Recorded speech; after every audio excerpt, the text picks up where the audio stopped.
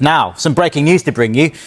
Well, for those of you just joining us, let's remind you of the huge breaking news. With just 25 days until the new Premier League season, Eddie Howe has left Newcastle. Season ahead, as a fan, you know, obviously you go there and you have these top players that are there normally and you're excited about the season ahead. You have your goals and you want to see this team progress. Now, when you step inside St James's Park, first game of the season, what are you going to be thinking? How are you going to be feeling? I'm having him there. Yeah, well, we can't spend money, but even if a new ownership come in, we wouldn't be able to spend money as well. We're still tied by these ridiculous financial rules that, you know, Richard Masters in his infinite wisdom wants to stick by.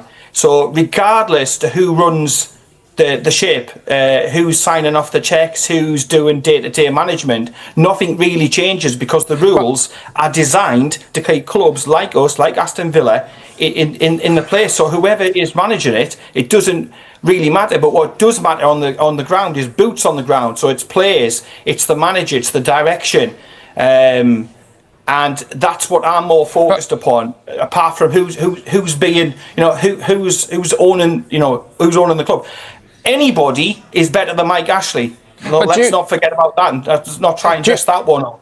One second. Do you not think, though, it's the false promises? After nearly 5 years in charge, the decision has been taken following discussions with the club's hierarchy over the last 48 hours, although Howe had started the ball rolling on a potential departure a number of weeks ago, we understand. In this time, Howe has continued to focus on preparing the team for their season opener against Liverpool on the 23rd of August. Newcastle, of course, have already had a challenging summer after the sales of Sandro Tonali and Anthony Gordon, and that continues with uncertainty over their captain Bruno Guimarães. He's due back tomorrow from his summer break. Those sales have played a factor, so the Tonali and Gordon sales have played a factor in Howe's decision amid concerns about what the squad will look like at the start of the campaign. Now, some breaking news to bring you.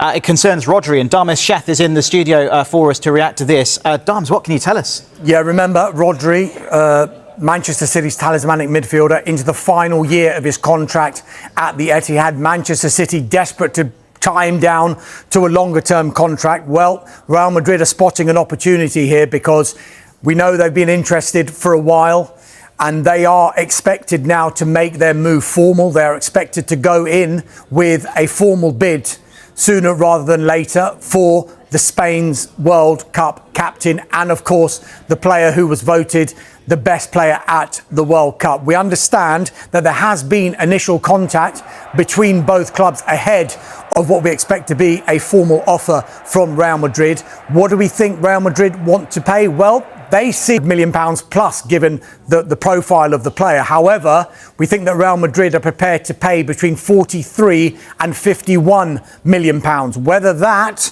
is going to cut any ice with Manchester City is another matter. But from Manchester City's perspective, they do not want Rodri to leave. They want him to form part of the immediate future under Enzo Maresca. Enzo Maresca wants him in the team, and they want him to sign a new contract at the Etihad. However, this is where it's going to get interesting because Real Madrid clearly want to bring in Rodri. When Florentino Perez was re-elected as the president of Real Madrid, one of the criticism aimed towards Real Madrid and Perez, I guess, was the lack of Spanish contingent in that Real Madrid squad. They've since bought Marc Cucurella, and I think everyone at Real Madrid, the board and the new manager, a certain Jose Mourinho, would be behind a deal that would bring Rodri from Manchester City to Real Madrid. Long way to go yet, but the information we are getting at the moment is that there has been initial contact between Real Madrid and Manchester City over Rodri, and we are expecting Real Madrid to make that interest formal in the form of a bid, which we expect to be between 43 and 51 million pounds. Guimarães has pushed this move away and potentially to Arsenal is the fact that he knew that Eddie Howe was on his way out and ready to make this kind of decision.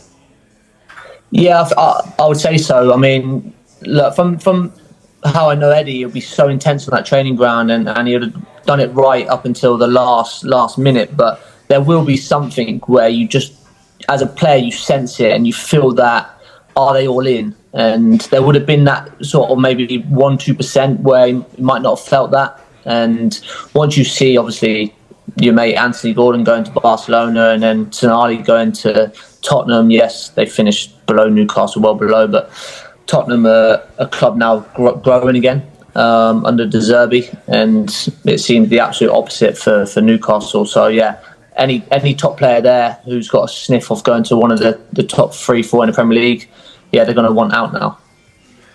Dan, where does this leave Newcastle just 25 days before the start of the Premier League season in that game against Liverpool? Well, it's a huge problem in terms of recruitment. They need a lot of players, and now what top player is wanting to go to Newcastle with no manager? You don't know who's going to be there. So yeah, they're in a world of bother at the moment. First thing first, they need a manager, and this has probably come as a shock straight away. So who's available now? That's one to go in there in what looks like a mess, and it feels like a mess, and it probably is, to be honest.